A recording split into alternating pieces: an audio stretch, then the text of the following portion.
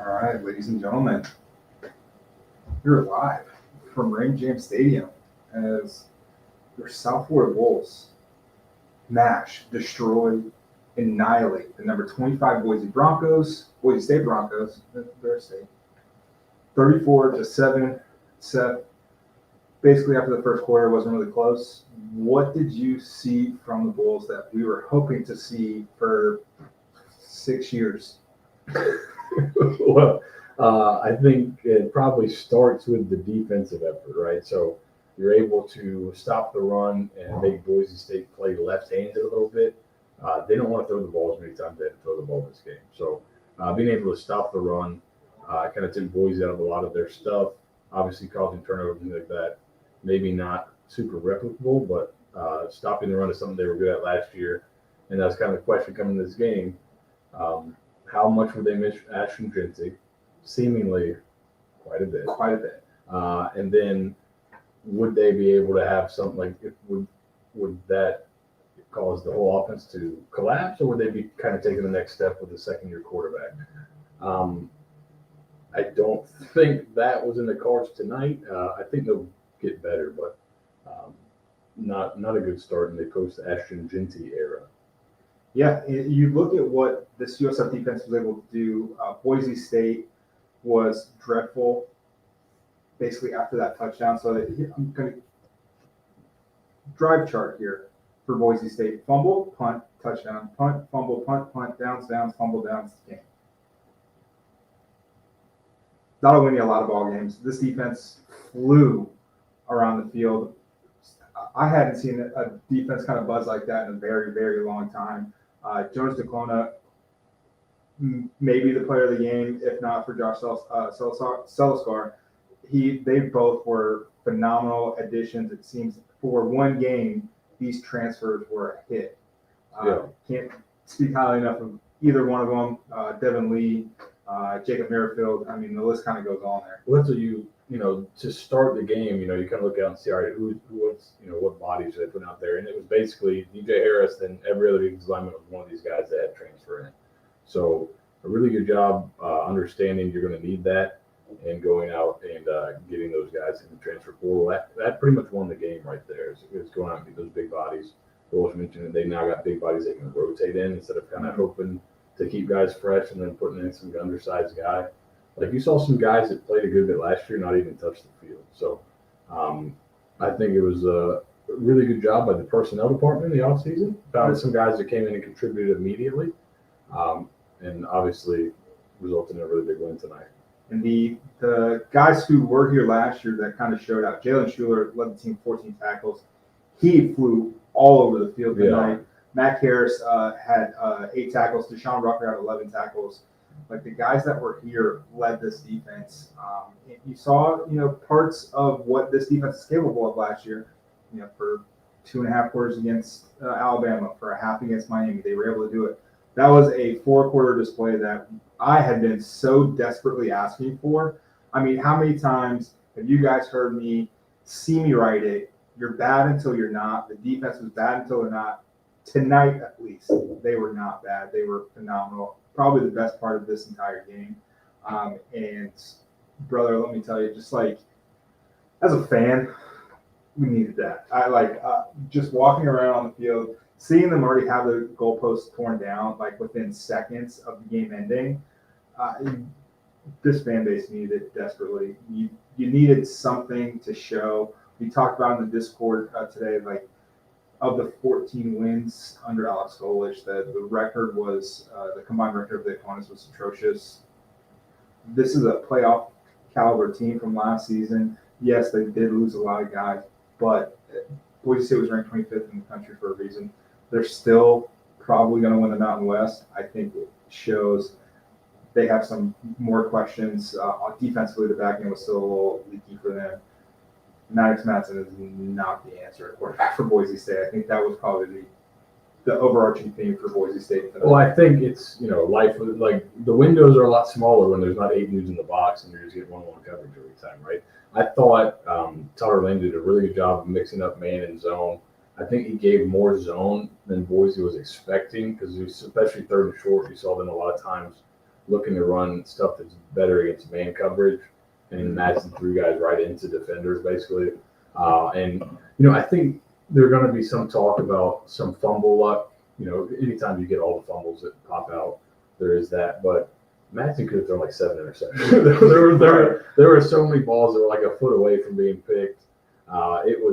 He throws it into tight windows, and he's not very good at driving the football. He's not a strong arm. No. But I think they'll figure it out. Like you said, they'll probably be favored in 10 games going forward. The Notre Dame being the exception. Yeah. And I think the score, maybe it's not. They're not. I don't think these teams are as far apart as the score indicates. I think Boise State's still a pretty good team, but USF just totally outplayed them tonight and had a really good plan and really went out and executed it. Yeah, it was really impressive because this offense couldn't run the ball. A running back for I think it was the first half, 5 carries, 0 yards combined from the running backs in the first half. It's good to see Byron Brown. Obviously, I think the big story for offensively is just him being back. I think you see a difference in this offense when he's kind of running around. I mean, he trucked the entire Boise State defense on a touchdown that didn't count on a very soft holding call, and then did it again 2 more times on plays that actually counted. He sought some contact on that first touchdown run, and then just bodied the Boise State defense around the edge on his second one. He needed it. It was just so necessary for him. There was a couple of times where the offensive line was a little leaky, especially early on. Yeah. Derek Bowman, starting left tackle, got hurt a couple weeks ago. He's not going to be back until South Carolina State at least. The following week's a bye week, so I would appreciate. Yeah, the following week is the bye week, right? Or it's the following. I can't remember. Maybe it's South Carolina State. Someone in the comments, let me know. South Carolina State, Charlotte, then the bye week, something like that. But you probably get away with it if Zane Herring was competent for the most part at left tackle. The guards are a question mark. Boise's got some decent players up front.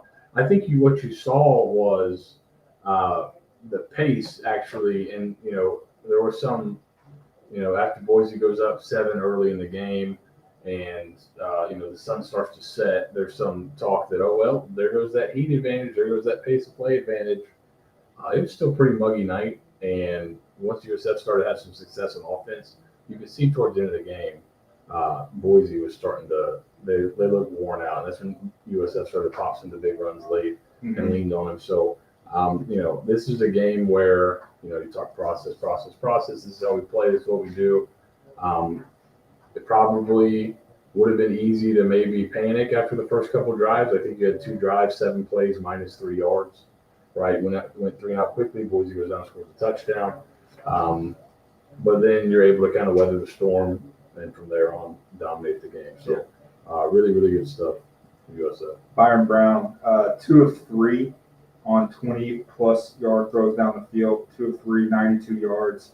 Obviously, I think we've kind of buried the lead. Probably the coolest play that we've seen in a really, really long time since Travis Tritt gets back-to-back flea flickers.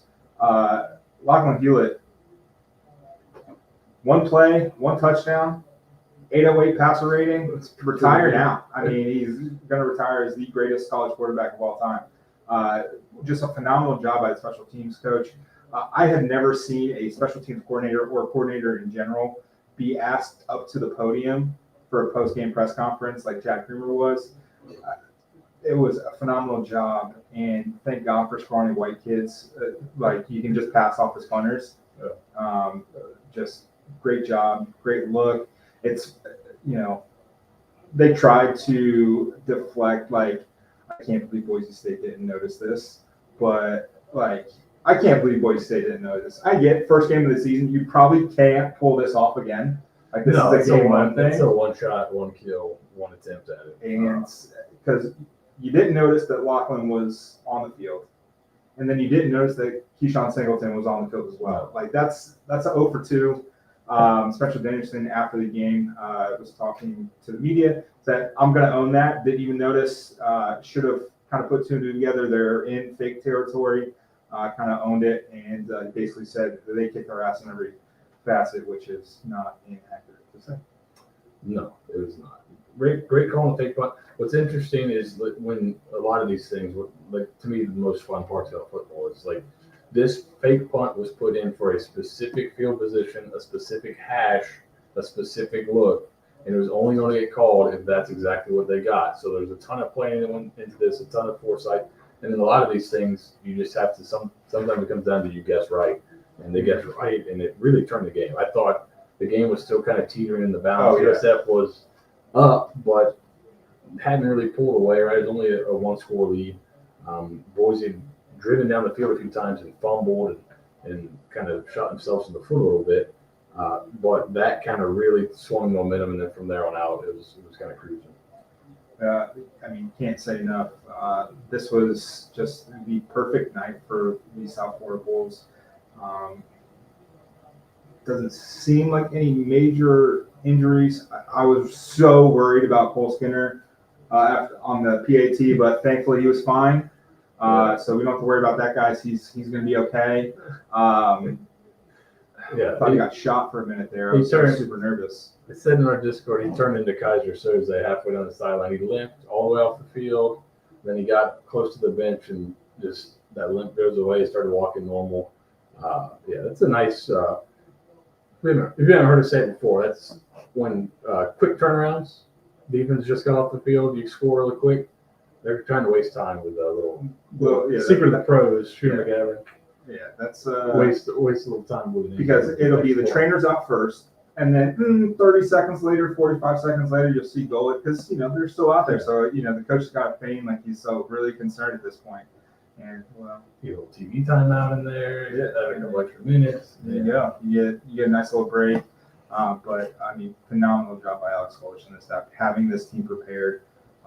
It's a long off season. You're coming off a really cool win in Hawaii, and then to start the new year with 54 new guys. I mean, that's half your roster turned over from a fairly successful season, and you're able to pull out a win, an important win, first win against since Navy in 2016. They went 0-19 over that span since then. So this was great job all around. Very happy to be proven wrong. Nathan starts the season 0-1. I took the under, so cash. I also thought it might be monsoon. That was part of it. But I think like the best compliment I can pay the team, the coaches, is they look really buttoned up. Like everything, like they looked well prepared for every situation. Super buttoned up, guys in the right place. You see Boise had some kind of, they had to call timeouts because they didn't quite have the coverage right or they didn't quite have the play right, and they were a little discombobulated. I thought for the most part USF was really buttoned up tonight and played really well. So with all those new guys, that's something really, really impressive. It was definitely harped on it. What was the best process improvement tonight? The recruiting process, the Jimmys and Joes, honestly. Getting personnel, that's helpful. And then Jimmys and Joes was probably the best part of the process.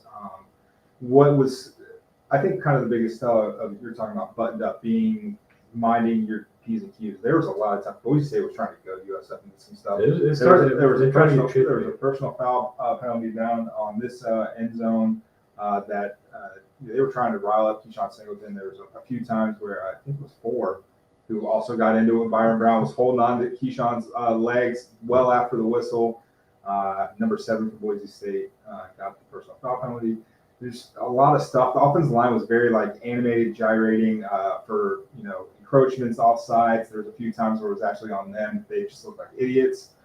So kudos to this team for being able to stay cool, stay calm, stay collected in a spot that they had never been in before at this university for a while. And the other side, I don't like Boise State. You could tell once they got away from them, they were not used to being in that position either.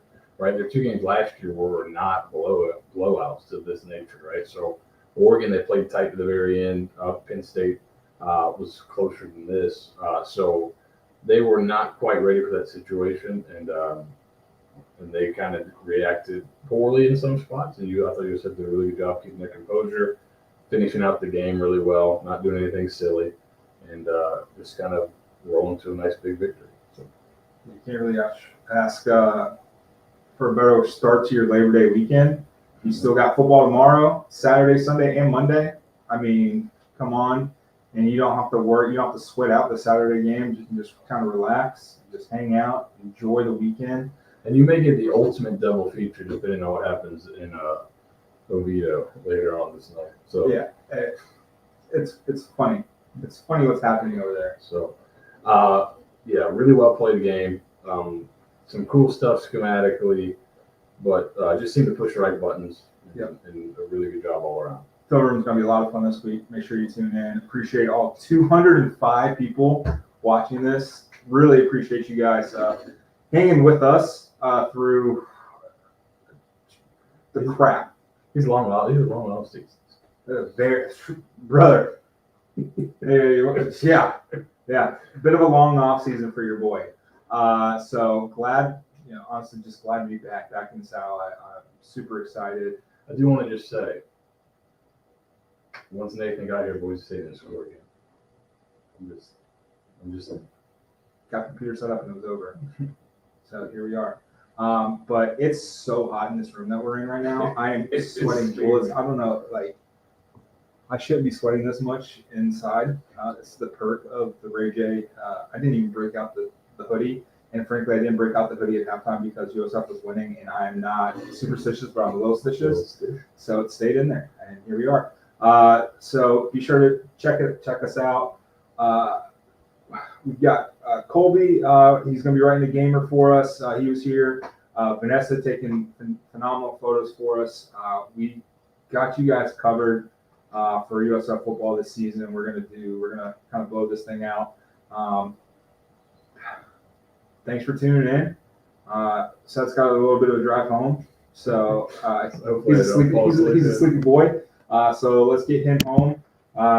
Be sure to tune in this week. We'll have a lot of great stuff. Say rough. Are you F? He did have one hilarious line. Yeah. Blind squirrel every. But thanks for tuning in. Go enjoy the rest of your night. Go enjoy your weekend. Be safe. If you're drinking, don't do it while behind the wheel. Go Bulls. Go Bulls.